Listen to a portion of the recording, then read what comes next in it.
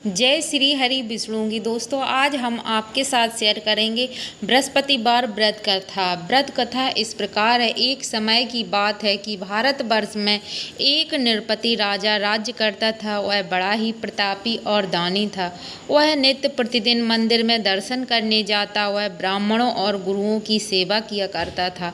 उसके दरवाजे से कोई भी निराश होकर नहीं लौटता तथा वह प्रत्येक गुरुवार को व्रत रखता एवं पूजन करता, प्रतिदिन गरीबों की सहायता करता। परंतु यह सब बातें उसकी रानी को अच्छी नहीं लगती। वह ना व्रत करती, ना किसी को एक दमड़ी दान में देती थी तथा राजा से भी ऐसा करने को मना किया करती थी।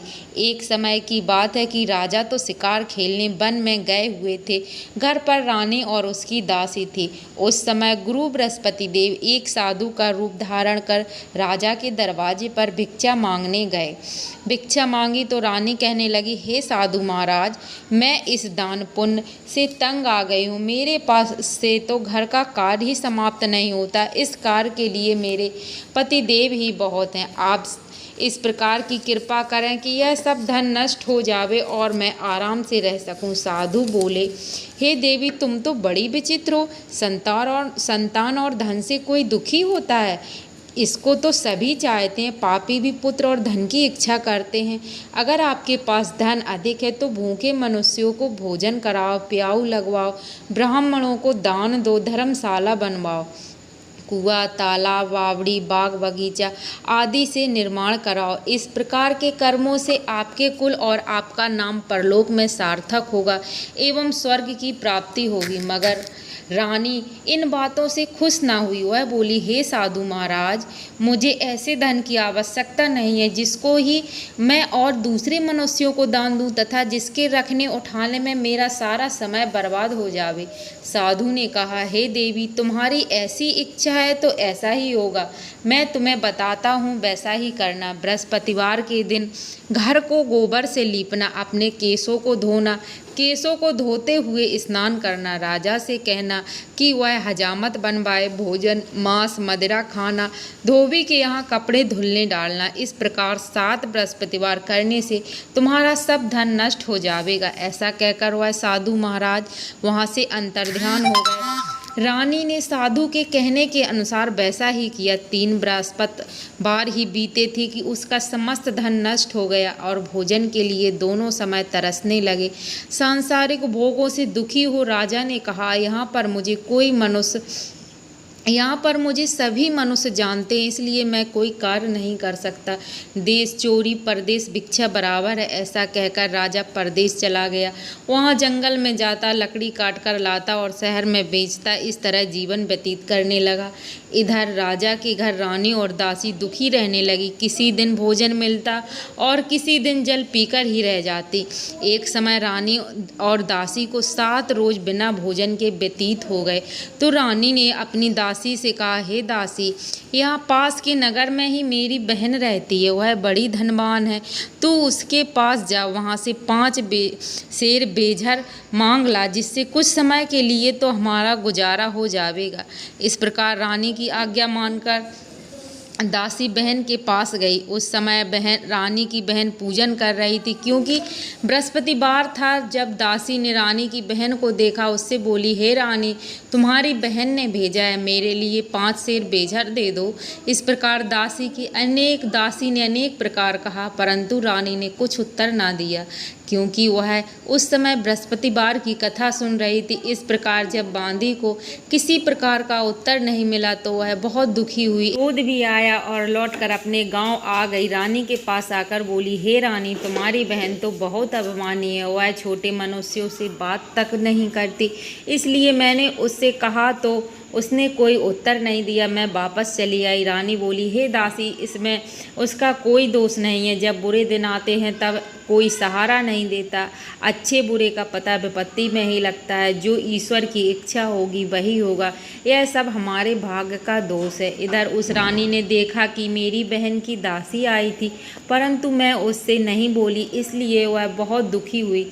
यह सोच कथा सुन और विष्णु भगवान का पूजन समाप्त कर वह रानी अपने बहन बहन के घर चल दी और जाकर अपनी बहन से कहने लगी, हे बहन, मैं बृहस्पतिवार का व्रत कर रही थी जिस समय तुम्हारी दासी मेरे पास आई, परंतु जब तक कथा होती है तब तक ना उठते हैं और ना बोलते हैं, इसलिए मैं ना बोली। कहो दासी क्यों गई थी? रानी बोली, बहन, हमारे घर में अनाज नहीं था, वैसे तुमसे कोई बात छिपी नहीं है, इस कारण मैंने दासी को तुम्हारे पास 5 सेर बेजर लेने के लिए भेजा था।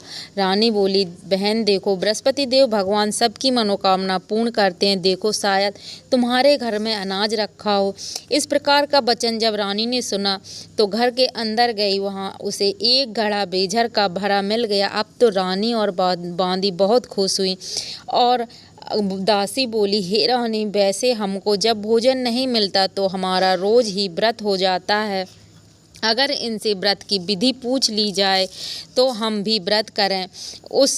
तब उस रानी ने अपनी बहन से कहा, बृहस्पति देव की व्रत की कथा कैसे है, यह व्रत कैसे करना चाहिए? रानी की बहन ने कहा, बृहस्पतिवार के व्रत में चने की दाल मुनक्का से भगवान विष्णु का केले की जड़ में पूजन करें तथा दीपक जला में पीला भोजन करें और कहानियाँ सुने। इस प्रकार करने से गुरु भगवान प्रसन्न होते हैं, अन्न पुत्र धन देते हैं, मनोकामना पूर्ण करते हैं। इस प्रकार रानी और दासी दोनों ने निश्चय किया कि बृहस्पतिवार भगवान का पूजन करेंगे। 7 दिन बाद जब बृहस्पतिवार आया तो दोनों ने व्रत रखा। गुड़साल में जाकर चना गुड़ बीन लाई और उसकी दाल से केले की जड़ का तथा भगवान विष्णु का पूजन किया। अब भोजन पीला कहाँ से आवे? बेचारी बड़ी दुखी हुई, परंतु उन्होंने व्रत किया था, इस कारण गुरु भगवान प्रसन्न थे। वह महात्मा के रूप में 2 थालों में सुंदर पीला भोजन लेकर आए। दासी को देकर बोले, हे दासी, यह तुम्हारे और रानी के लिए भोजन है, तुम दोनों करना। दासी भोजन पाकर बड़ी प्रसन्न हुई और रानी से बोली, चलो रानी, भोजन कर लो। रानी को इस विषय में कुछ पता न था, इसलिए वह बोली दासी से, तू ही जा और भोजन कर ले। रानी, भोजन कर, क्योंकि तू व्यर्थ में हमारी हंसी उड़ाती है। दासी बोली, एक महात्मा भोजन दे गया है।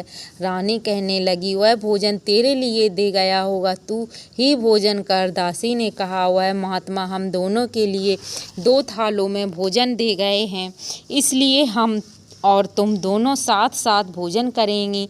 इस प्रकार रानी और बांदी दोनों ने गुरु भगवान को नमस्कार कर भोजन प्रारंभ किया। तब वह प्रत्येक बृहस्पतिवार को गुरु भगवान का व्रत और भगवान विष्णु का पूजन करने लगे। बृहस्पति देव भगवान की कृपा से फिर रानी और दासी के पास धन हो गया। वह फिर से इस प्रकार आलस करने लगी। दासी बोली, देखो रानी, तुम पहले भी इस प्रकार आलस किया करती थी, तुम्हें धन रखने में कष्ट होता था, जिस कारण सभी धन नष्ट हो गया है। अब गुरु भगवान की कृपा से धन मिला है तो तुम्हें फिर आलस होता है। बड़ी मुसीबतों के बाद हमने यह धन पाया है, इसलिए हमें दान पुण्य करना चाहिए। भूखे मनुष्यों को भोजन कराओ, प्याऊ लगवाओ, ब्राह्मणों को दान दो, कुआं तालाब बावड़ी आदि का निर्माण कराओ, मंदिर पाठशाला बनवाकर दान दो, कुंवारी कन्याओं का विवाह करवाओ, धन को शुभ कार्यों में खर्च करो, जिससे तुम्हारे कुल का यश बढ़े, स्वर्ग की प्राप्ति हो, पितर भी प्रसन्न हो। तब रानी इस प्रकार कार्य करने प्रारंभ कर दिए तो उनका यश फैलने लगा। एक दिन रानी और दासी विचार करने लगे, न जाने राजा किस प्रकार से होंगे, उनकी कोई खबर नहीं है। भगवान से उन्होंने प्रार्थना की और भगवान ने रात्रि में राजा को स्वप्न में कहा, हे राजा, उठ, तेरी रानी तुझे को याद करती है, अपने देश को जा। प्रातः काल राजा उठा और विचार करने लगा, स्त्री जाति खाने और पहनने की संगनी होती है, पर भगवान की आज्ञा मानकर वह अपने नगर के लिए चलने को तैयार हो गया। इससे पूर्व जब राजा परदेश चला गया तो परदेश में बहुत दुखी रहने लगा। प्रतिदिन जंगल में से लकड़ी बीनकर लाता और शहर में बेचकर अपने दुखी जीवन को बड़ी कठिनाइयों से व्यतीत करता था। एक दिन राजा दुखी हो अपनी पुरानी बातें याद करके रोने लगा।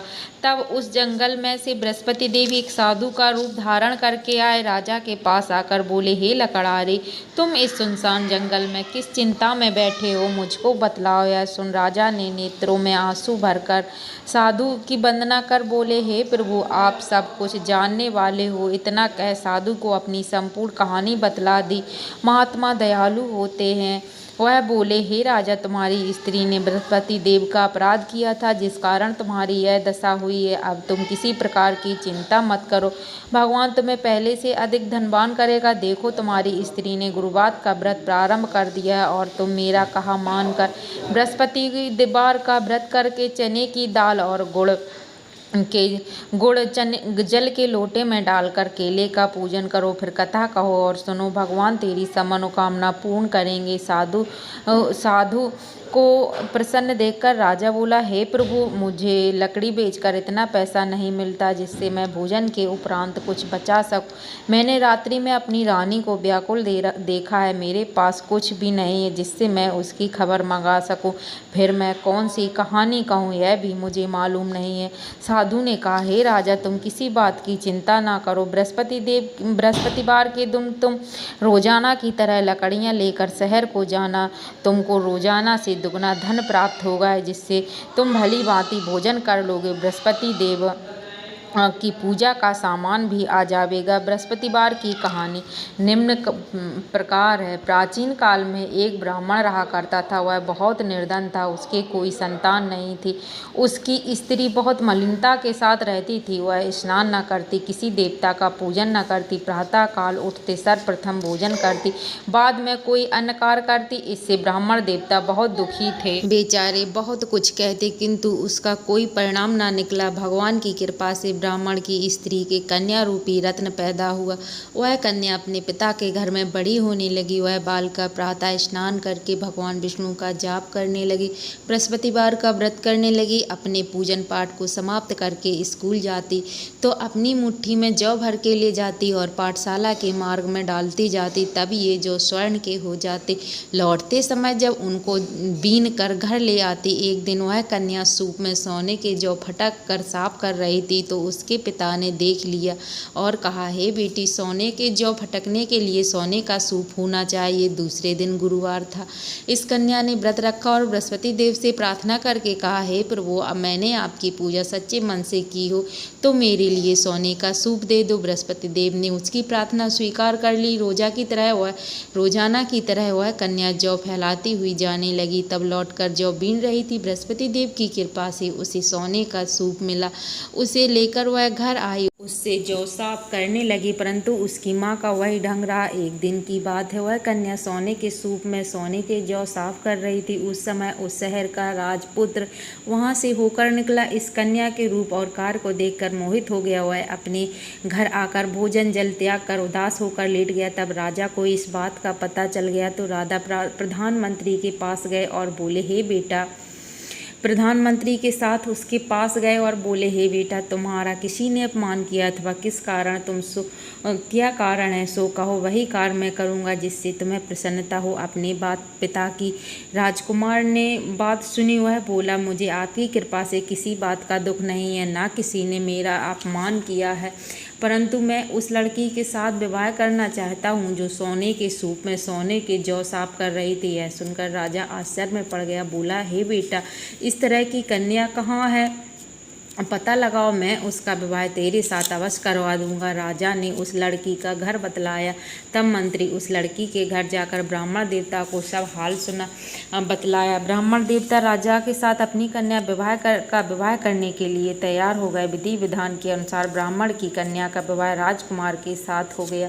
कन्या के घर से जाते ही पहले की भांति उस ब्राह्मण के घर में गरीबी का निवास हो गया। भोजन के लिए अन्न बड़ी मुश्किल से मिलता था। एक दिन दुखी होकर ब्राह्मण देवता अपनी पुत्री के पास गए। बेटी ने पिता को दुखी अवस्था में देखा और अपनी माँ का हाल पूछा। तब ब्राह्मण ने सब हाल कहा। कन्या ने बहुत सा धन देकर अपने पिता को विदा किया। इस तरह ब्राह्मण का कुछ समय सुखपूर्वक बीता, किंतु कुछ दिन बाद फिर वही हाल हो गया। ब्राह्मण फिर अपनी कन्या के पास गया। सभी हाल कहा। लड़की बोली, हे पिताजी, आप माता जी को यहाँ लिवा लाओ, मैं उनसे विधि बता दूंगी जिससे घर की गरीबी दूर हो जावे। तब ब्राह्मण देवता अपनी स्त्री को लेकर पहुँचे। वह पुत्री अपनी माँ को समझाने लगी, हे माँ, तुम प्रातः काल उठकर स्नान आदि करके भगवान विष्णु का पूजन करो तो सब दरिद्रता दूर हो जाएगी।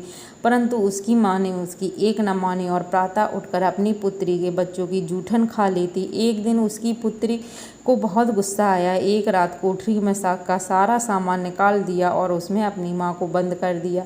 प्रातःकाल उसमें से निकाला, स्नान आदि करा के पूजा पाठ करवाया। उसकी माँ की बुद्धि ठीक हो गई। फिर वह प्रत्येक बृहस्पतिवार का व्रत करने लगी। इस व्रत के प्रभाव से उसकी माँ बहुत धनवान हो गई और बृहस्पति भगवान से की कृपा से स्वर्ग को प्राप्त हुई और ब्राह्मण भी सुखपूर्वक इस लोक को भोग कर स्वर्ग को प्राप्त हुआ। इस तरह कहानी कहकर राजा जंगल से लकड़ी काटकर शहर में बेचने लगा। उसे बेची उसने। उस दिन उसे अधिक पैसा मिला। राजा ने चना और गुड़ आदि गुरुवार लेकर आए और गुरुवार का दिन था के दिन उस दिन से उसके सभी कलेश दूर होने लगे। परंतु जब दोबारा गुरुवार आया तब बृहस्पतिवार का व्रत करना राजा भूल गए। इस कारण बृहस्पति भगवान नाराज हो गए।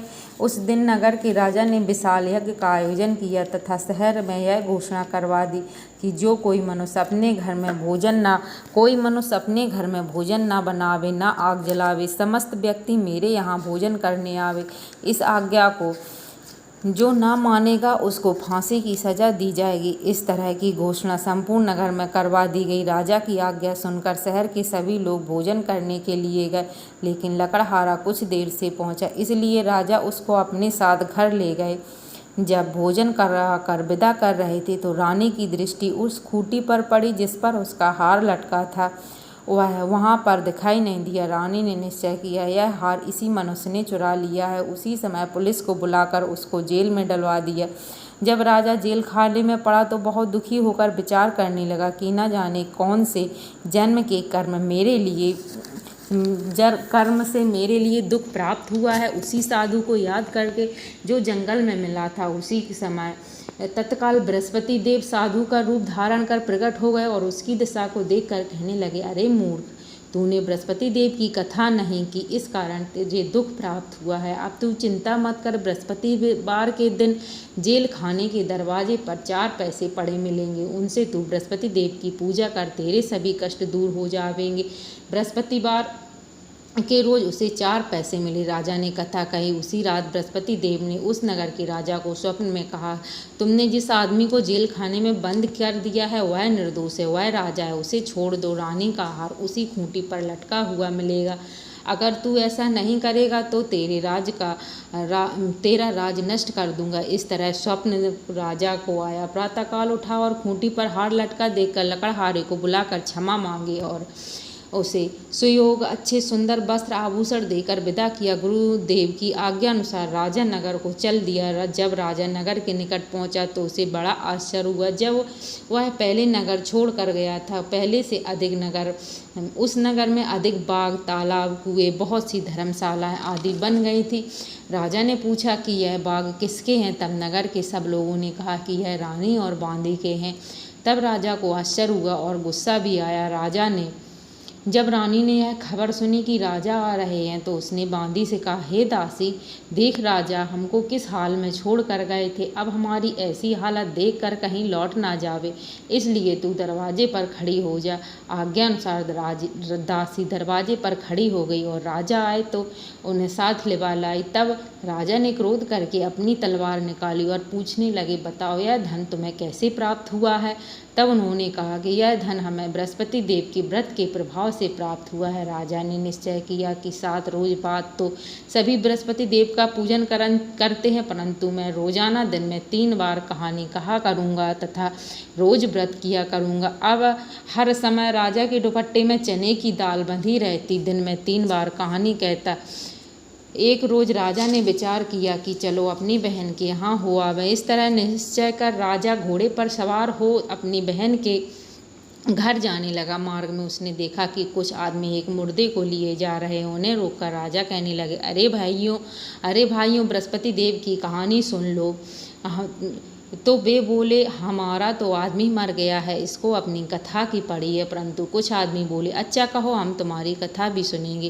राजा ने दाल निकाली और जब कथा आदि हुई तो मुर्दा हिलने लगा। जब कथा समाप्त हुई तो मुर्दा राम राम कह के मनुष्य खड़ा हो गया।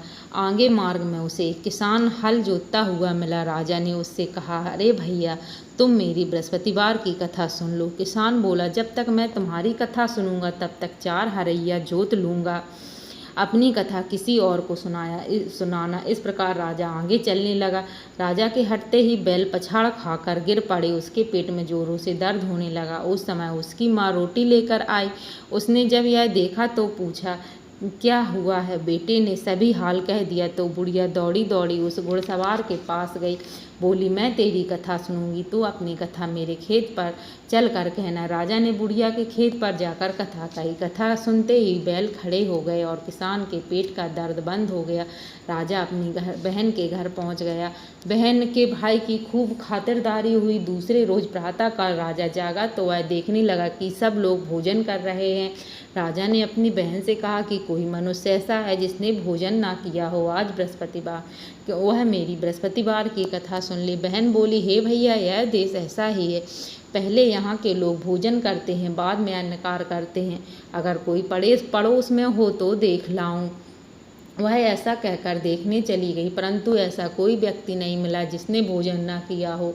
वह एक कुम्हार के घर गई जिसका लड़का बीमार था। मालूम हुआ कि उनके यहाँ 3 रोज से कोई भोजन नहीं किया है। रानी ने अपने भाई की कथा सुनने के लिए कुम्हार से कहा। वह तैयार हो गया। राजा ने जाकर बृहस्पति देव की कथा कही, जिसको सुनकर उसका लड़का ठीक हो गया। अब तो राजा को प्रसन्नता होने लगी। एक दिन राजा अपनी बहन से कहा, राजा ने, बहन, अब मैं अपने घर को जाऊंगा, तुम भी तैयार हो जाओ। राजा की बहन ने अपनी सास से पूछा तो सास बोली, हाँ चली जा, परंतु अपने लड़कों को मत ले जाना, क्योंकि तेरे भाई के कोई संतान नहीं है। बहन ने अपने भाई से कहा, हे भाई, मैं तो चलूंगी पर मेरा कोई बालक नहीं जाएगा। राजा बोला, जब कोई बालक नहीं चलेगा तो तुम ही क्या करोगी? बड़े दुखी मन से राजा अपने नगर को लौट आया। राजा ने जब अपनी रानी से कहा कि हम निर्वंशी राजा है, हमारा मुख देखने का धर्म नहीं है और कुछ भोजन आदि नहीं किया। रानी बोली, हे प्रभु, बृहस्पति देव ने हमें सब कुछ दिया है तो संतान भी अवश्य देंगे। उसी रात बृहस्पति देव ने राजा को स्वप्न में कहा, हे राजा, उठ, अभी सोच त्याग दे, तेरी रानी गर्भ से है। राजा को यह बात सुनकर बड़ी खुशी हुई। 9वें महीना में उसके गर्भ से सुंदर पुत्र पैदा हुआ। अब राजा बोला, हे रानी, स्त्री बिना भोजन के रह सकती है, बिना कहे नहीं रह सकती। जब मेरी बहन आवे तो तुम उससे कुछ न कहना। रानी ने सुनकर हाँ कर दिया। जब राजा की बहन ने यह शुभ समाचार सुना तो वह बहुत खुश हुई और बधाई लेकर अपने भाई के यहाँ आई। तब रानी ने कहा, घोड़ा चढ़कर तो नहीं आई, गधा चढ़कर आई हो। राजा की बहन बोली, भाभी, मैं इस प्रकार न कहती तो तुम्हें औलाद कैसे मिलती? बृहस्पति देव ऐसे ही हैं, जैसी जिसके मन में कामना है सभी को पूर्ण करते हैं। जो सद्भावना पूर्वक बृहस्पतिवार का व्रत करता है एवं कथा पढ़ता और सुनता है और दूसरों को सुनाता है, भगवान बृहस्पति उसकी समस्त मनोकामनाएं पूर्ण करते हैं। भगवान बृहस्पति देव उसकी सदैव रक्षा करते हैं। संसार में सच्ची भावना से जो भगवान की पूजन सच्चे मन और श्रद्धा से करता है तो उसकी सभी मनोकामनाएं पूर्ण होती हैं। जैसे सच्ची भावना से राजा रानी ने उनकी कथा का गुणगान किया तो उनकी समस्त इच्छाएं बृहस्पति देव जी ने पूर्ण करी हैं। इसलिए सबको कथा सुनने के बाद प्रसाद लेकर जाना चाहिए। हृदय से उनका मनन करते हुए जयकारा बोलना चाहिए। बोलो बृहस्पति देव की जय, विष्णु भगवान की।